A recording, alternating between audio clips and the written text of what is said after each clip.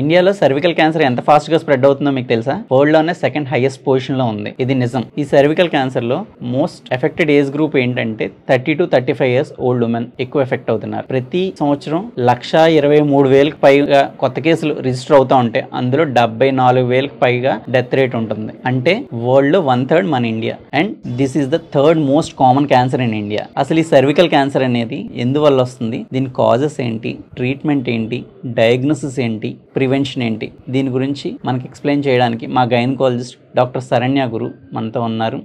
Good evening madam. Santosh చెప్తున్నాను. Cervical cancer అంటే గర్భ ముఖద్వారం క్యాన్సర్. ఇది మన ఇండియాలో ఉన్న ఆడవాళ్లలో థర్డ్ మోస్ట్ కామన్ క్యాన్సర్. దీని గురించి ఇది ఎందుకు వస్తుంది అంటే కొన్ని కారణాలు. హై రిస్క్ బిహేవియర్ అంటాము, అంటే ఎక్కువగా పార్ట్నర్స్ ఉంటే, మల్టిపుల్ సెక్షువల్ పార్ట్నర్స్ అంటారు. తర్వాత హెచ్పివి వైరస్ అని మోస్ట్ ఇంపార్టెంట్ కాజ్. 80 నుంచి 90% ఈ క్యాన్సర్ ఆ వైరస్ వల్లే వస్తుంది. ఈ వైరస్ ఎందుకు వస్తుంది అంటే కలయిక వల్ల వస్తుంది ఈ వైరస్. అండ్ లో సోషియో ఎకనామిక్ స్టేటస్, అంటే కొంచెం ఫుడ్ అది సరిగ్గా తీసుకోలేక మాల్ నరిష్డ్ ఎన్విరాన్మెంట్ లో పెరిగినా సరే, హైజీన్ లేకపోయినా సరే, స్మోకింగ్, ఆల్కహాల్ ఇలాంటి హ్యాబిట్స్ ఉన్నా సరే, this is what the most important factor వచ్చి high risk sexual behaviour and HPV viral infection. Okay, so దీన్ని ఎలా నివారించవచ్చు అని నువ్వు అడిగావు కాబట్టి, దీని నివారణకి హెచ్పివి వ్యాక్సిన్ అనేది ఒక వ్యాక్సిన్ ఉంది మనకి. That is most important vaccine to prevent the cancer. ఇప్పుడు యుఎస్, యూకే కంట్రీస్ లో చూస్తే మనకి క్యాన్సర్ తో బాధపడే ఆడవాళ్ళ సంఖ్య చాలా తక్కువ, ఆల్మోస్ట్ ఒక వెరీ లెస్. చనిపోయే వారి సంఖ్య మరీ తక్కువ, ఒక 100-200 మెంబర్స్ అనుకోవచ్చు.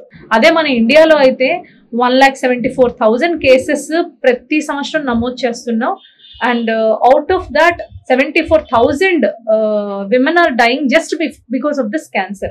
ఎందుకంటే మనం వ్యాక్సినేషన్ ఫాలో అవ్వట్లేదు, ప్యాప్ స్క్రీనింగ్ అనేది కూడా ఫాలో అవ్వట్లేదు. వ్యాక్సినేషన్ ఏంటి అంటే 9 సంవత్సరాల నుంచి 11 సంవత్సరాల లోపు పిల్లలకి, ఆడపిల్లలు మగపిల్లలు ఇద్దరికి ఈ హెచ్పివి వ్యాక్సిన్ అనేది ఇవ్వాలి.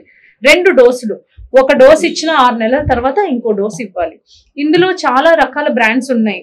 మన ఇండియన్ బ్రాండ్ ఉంది, ఫారెన్ బ్రాండ్ ఉంది, 4 వేరియంట్స్ గల వ్యాక్సినేషన్ ఉంది, 9 రకాలైన హెచ్పివి వైరస్ ని కవర్ చేసే వ్యాక్సిన్ కూడా ఉంది.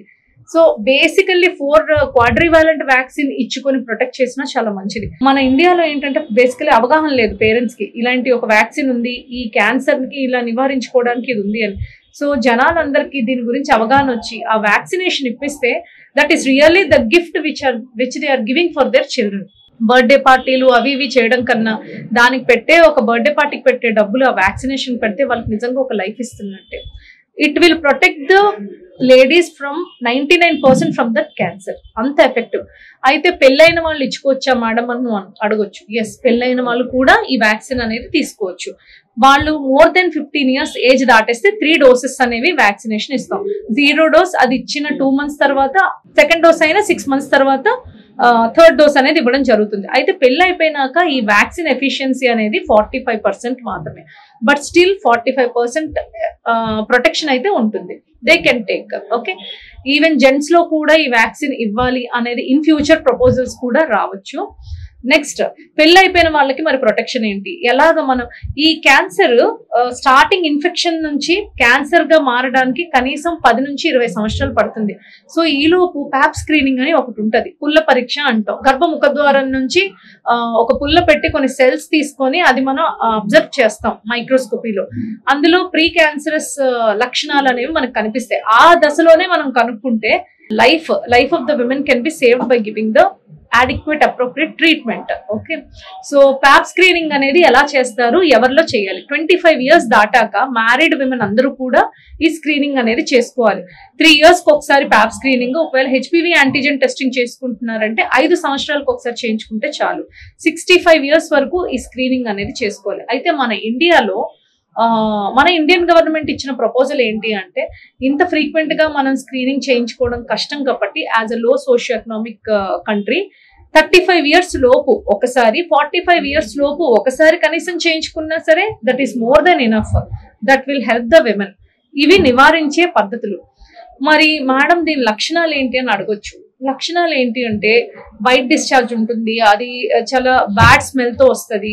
అండ్ హస్బెండ్ వైఫ్ కలిసాక బ్లీడింగ్ అనే కంప్లైంట్ ఉంటుంది. అది చాలా ఇంపార్టెంట్ సిగ్నిఫికెంట్ కంప్లైంట్. ఏదోలే అనేసి నెగ్లెక్ట్ చేయడానికి లేదు. హస్బెండ్ వైఫ్ కలిసాక బ్లీడింగ్ అవుతుంది అంటే there is something wrong. Weight loss అవ్వడం, ఆకలి వేయకపోవడం, ఇవన్నీ కూడా దానికి గల సంబంధించిన లక్షణాలు. నొప్పి అయితే అసలు వాళ్ళకు ఉండదు. నొప్పి ఉండదు కాబట్టి చాలా మంది నెగ్లెక్ట్ చేస్తారు. సో బ్లీడింగ్ అయ్యింది కలయిక తర్వాత అంటే ఖచ్చితంగా గైనకాలజిస్ట్ ని వెళ్ళి సంప్రదించి పుల్ల పరీక్షలు అవి చేయించుకోవాలి. మొదటి దశలో ఉంటే ఎక్సలెంట్ ట్రీట్మెంట్ ఆప్షన్స్ అనేవి ఉన్నాయి. సో ట్రీట్మెంట్ కి వచ్చేసరికి ఇనీషియల్ స్టేజెస్ లో అయితే గర్భసంచి, గర్భ ముఖద్వారం అంతా కలిపి సర్జరీలో తీసేస్తారు. సో హిస్టెక్టమీ సర్జరీ అంటాము. ఒకవేళ లేట్ స్టేజెస్ లో కనుక కనుక్కుంటే సర్జరీ చేయడం కష్టం కాబట్టి రేడియోథెరపీ ఆప్షన్స్ ఉంటాయి. అంటే రేడియేషన్స్ ఇచ్చి ఆ క్యాన్సర్ కణాలన్నీ కూడా చంపేయడం జరుగుతుంది. So that is what the importance. Early stages లో బతికే ఛాన్సెస్ చాలా ఎక్కువ ఉంటాయి. 5 years బతికే ఛాన్సెస్. స్టేజ్ పెరుగుతున్న కొద్దీ సర్వైవల్ రేట్ అనేది తగ్గిపోతుంది. So this is very important cancer. ఎప్పుడు కూడా మనం అనుకుంటాం కదా, prevention is better than cure అని. క్యాన్సర్ వచ్చాక మనం దాన్ని ట్రీట్ చేయడం కంటే అసలు రాకుండానే ఆపేస్తే ఎక్సలెంట్. అందుకని what my advice for all the viewers is that దయచేసి మీ పిల్లలకి 9 నుంచి 14 సంవత్సరాల లోపు ఉన్న ఆడపిల్లలకి, మగపిల్లలకి హెచ్పివి వ్యాక్సిన్ అనేది ఇవ్వండి. అండ్ దీని గురించి మీకు డీటెయిల్స్ కావాలి అంటే మీ దగ్గరలో ఉన్న గైనకాలజిస్ట్ ని కానీ, పిడియాట్రిక్ బేబీ డాక్టర్ ని కానీ సంప్రదిస్తే వాళ్ళు దీని గురించి డీటెయిల్స్ మీకు ఇస్తారు. Give the vaccine and give a healthy future for your children. Thank you.